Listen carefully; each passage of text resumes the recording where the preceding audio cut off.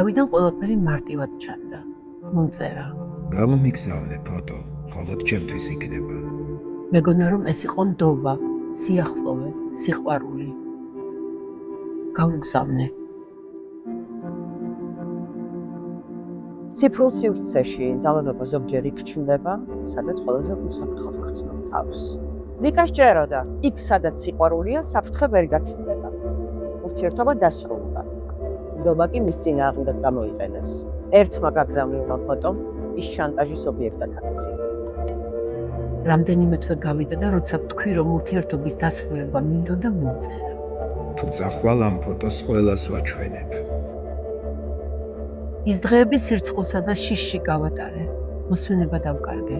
ყოველ ჯერზე როცა ტელეფონი რეკავდა, მეგონა უკვე გააბრძენა. როცა ვეღარ ვუძლებდი მეგობრს მოუყევი და პოლიციაში დარეკვა მერჩია. მივხვდი, რომ არ უნდა შევრცხვეს. დანაშაული არ არის ნდობა. დანაშაულია მისი გამოყენება.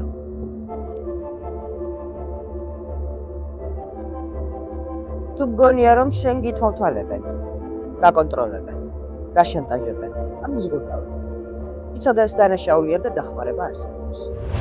თუ გჭირდება მხარდაჭერა, ეშინია ან ვერ ხვდები როგორ მოიქცე, დაუყოვნებლივ მიმართე პოლიციას, პერსონალურ მონაცემთა დაცვის სამსახურს, ან იპოვე შენს რეგიონში მოქმედი ქალთა უფლებადამცველი ორგანიზაცია, სადაც აგიხსნიან სამართლებრივი დაცვის გზებს, დაგეხმარებიან შენი უფლებების დაცვაში.